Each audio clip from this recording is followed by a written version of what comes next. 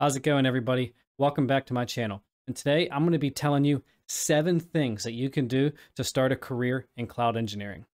So you've seen the salaries, you've seen the job postings, you hear about everybody moving to the cloud, and you decided that's the direction you want to go. In today's video, I'm going to give you the tips that you need to do to be able to begin your cloud engineering journey. And we're just going to get right into it because there's about 7 tips and each has a little bit of info for each one. So first, you need general IT experience and fundamentals. What I mean is you need to learn just some basic IT stuff. You know, how DNS works, how HTTP works, you know, what is the OSI model, how are requests made, like general IT things that you will learn in school and in college. If you're still going to college, maybe take up a class. But you need to learn these things because you need the base fundamentals to work in the cloud. The cloud is a bunch of IT roles and infrastructure roles combined into one cohesive, abstracted monstrosity, awesome environment. So with your IT skills, there's a few things that you can do to start learning this stuff. I highly recommend going onto YouTube and watching courses for Professor Messer on any of the A+, Net+, and Security Plus certifications. You don't need to get the certs, but I promise you, if you go through all 3 of those courses, you will have a very, very, very strong fundamental knowledge of IT. Next, 2, you need to learn a Linux operating system. Web servers and the cloud is all run on Linux. Containers are ran on Linux. Everything is run on Linux. There's a little bit of Windows, but like I said, it's mostly Linux. So I'm going to hammer it again one more time. You need to learn Linux. You need to learn how to traverse the file system. You need to learn how to create files, view and edit files. You need to learn user permissions, creating users.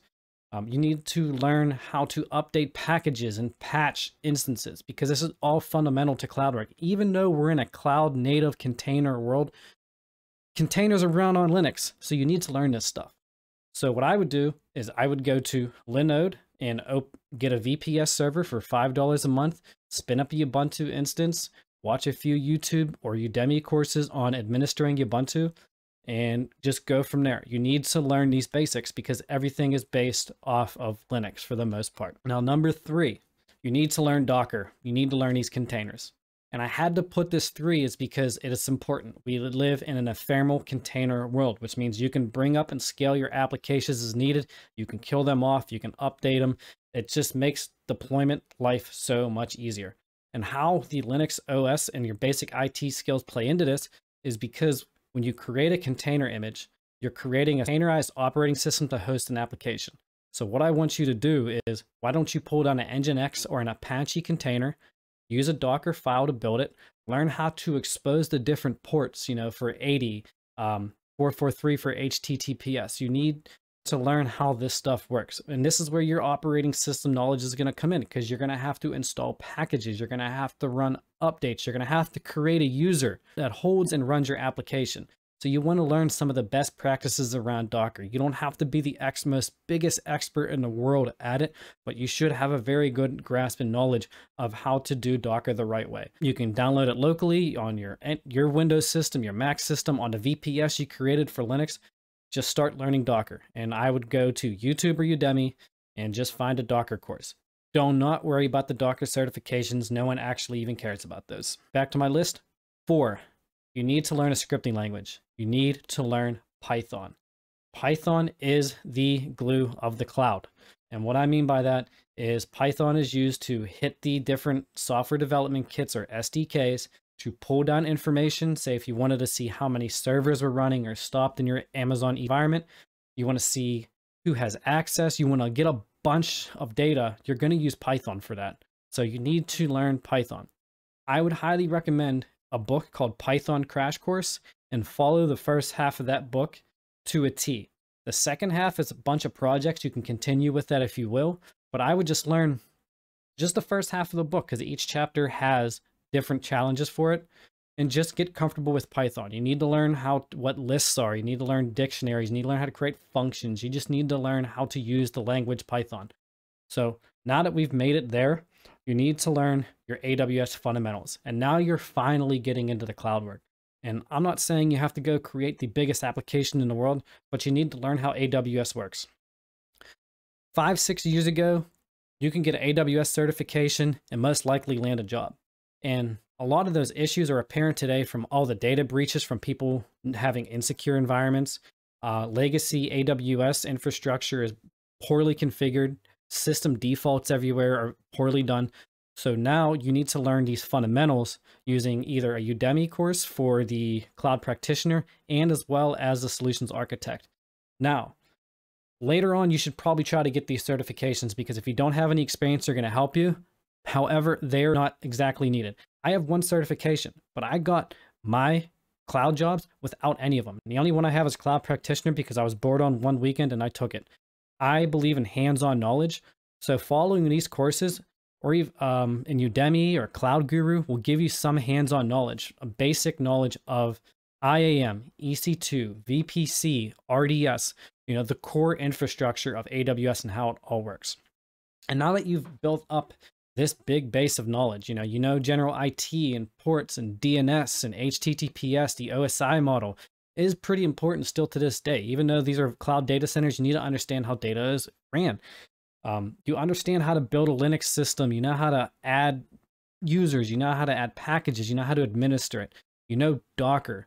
You know Python. You know automation. So now we're going to start putting this all together into step 6. And step 6 is you're going to start building some projects using some DevOps tools. Now, you're going to hear the word DevOps thrown around a lot in the cloud world. They work together. And don't try to get too crazy on what the DevOps world is. Everybody defines it differently, but you need to know that cloud engineering leverages DevOps practices to do the job. Now, what you're going to do, you're going to take your Docker lessons, right? And you're going to take that Docker file. What I want you to do is be able to deploy that to an instance using GitLab CI. And you can use an SSH runner. You can Google all this stuff. All the documentation is out there. So what I want you to do is deploy that container to your VPS server. And what that's going to do is kind of teach you how to run things in automation using your Linux scripting skills and your Docker skills.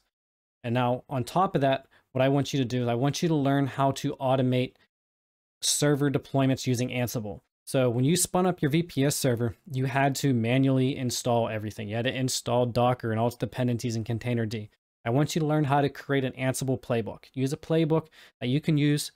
Go onto a server and pull down and configure a standardized server every single time. Just start with Ubuntu and go from there. So now that you have an automated way to deploy your container to a server, you know how to re-provision new servers. So now we're treating our workloads essentially as cattle and not pets, which means we can tear them down and build a new one whenever we want because we have infrastructure as code.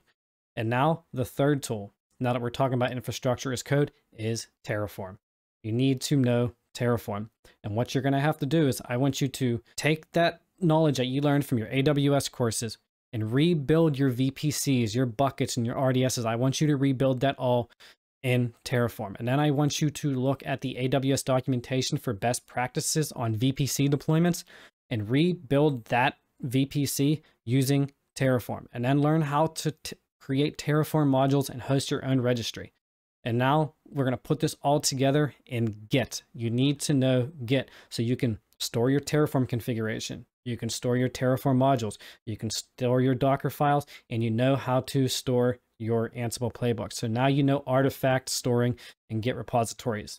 And you're going to start learning Git flow and how Git works and, branches. So you want to start learning Git as well at the end of this. Is creating a new branch, merging of branches, committing.